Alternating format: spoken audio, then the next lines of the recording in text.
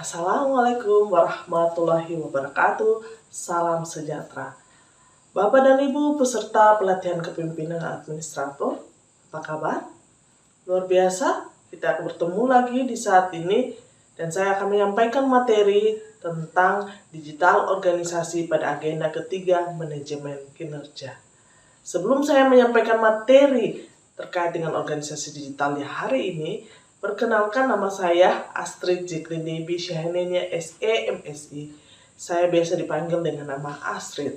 Saya seorang ahli muda pada Badan Pengembangan Sumber Daya Manusia Provinsi Maluku. Bapak dan Ibu peserta kepemimpinan administrator, materi digital organisasi ini kita akan bahas dalam 3 pokok bahasan. Yang pertama tentang pendekatan digital organisasi, yang kedua konsep dari digital organisasi, dan yang ketiga praktek dari digital organisasi. Deskripsi singkat dari materi ini yaitu akan diuraikan tentang pengertian tentang transformasi digital, pembahasan kebijakan terkait dengan digitalisasi pemerintah, komponen kunci dan tantangan yang dihadapi saat membangun digital organisasi, dan yang terakhir yaitu hal-hal yang diperlukan dalam pembelajaran yang didapat saat penerapan digital organisasi. Bapak dan Ibu, dan tujuan dari pembelajaran kita di hari ini yaitu peserta atau Bapak dan Ibu diharapkan mampu memahami konsep digital organisasi. Bapak dan Ibu, tidak bisa dipungkiri bahwa tuntutan publik akan pelayanan pemerintah yang tepat waktu, tidak bertele-tele, dan harus transparan sudah menjadi kewajiban kita selaku pemerintah untuk merealisasinya. Salah satu faktor yang bisa menjawab tantangan ini adalah pemanfaatan teknologi informasi. Karena dengan pemanfaatan teknologi informasi, standar kepastian pelayanan kita bisa terukur. Organisasi atau perusahaan akan terbantu dan merasakan manfaat yang luar biasa. Aktivitas yang dulunya dikerjakan secara manual, konvensional, kini saatnya beralih atau bertransformasi ke arah digital. Lalu, apa itu transformasi digital, Bapak dan Ibu? Digital transformasi adalah proses dalam menggunakan teknologi digital untuk menciptakan hal yang baru atau memodifikasi proses bisnis, budaya, dan pengalaman pelanggan yang ada untuk memenuhi perubahan model bisnis dan kebutuhan pasar. Bapak dan Ibu, ada 2 hal yang melatar belakangi terjadinya transformasi digital. Yang pertama, kehadiran internet, dan yang kedua, munculnya teknologi informasi. Transformasi ini juga mengubah implementasi proses di pemerintahan yang manual menjadi digital. Lalu, manfaat transformasi digital, Bapak dan Ibu, yang pertama, meningkatkan kepuasan pelanggan atau masyarakat.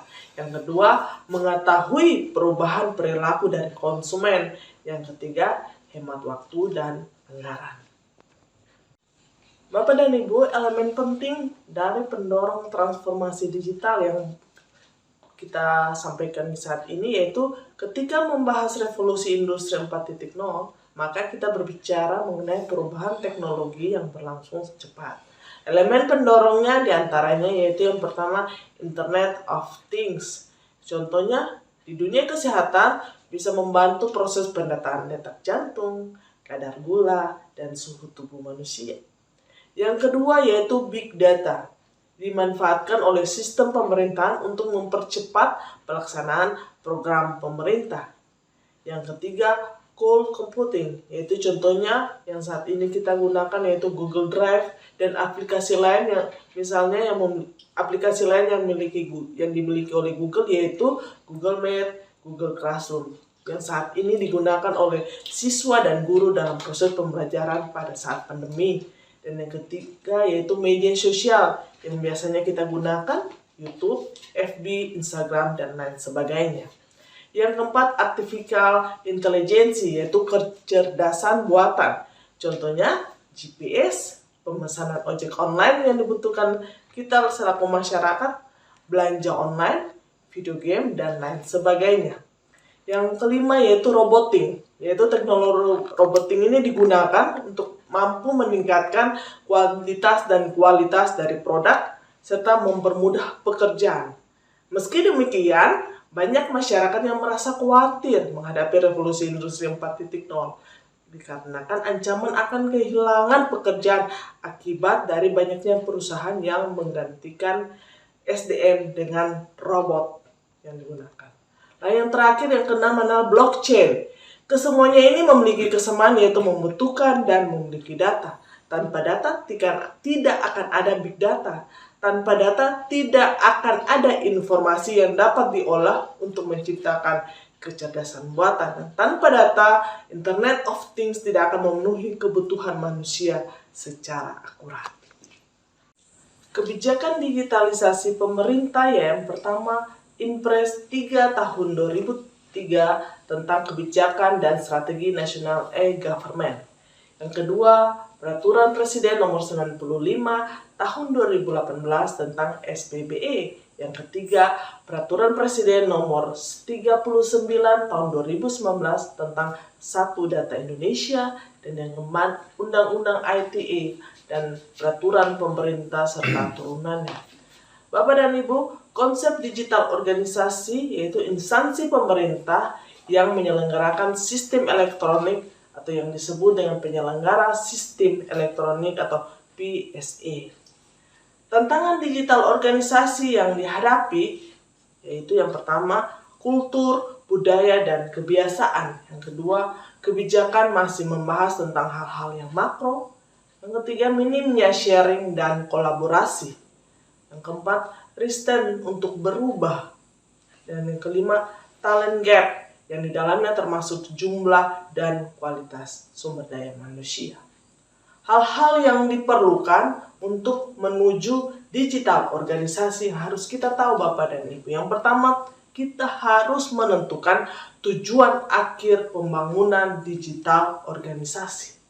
Yang kedua, membuat peta jalan digital organisasi nasional.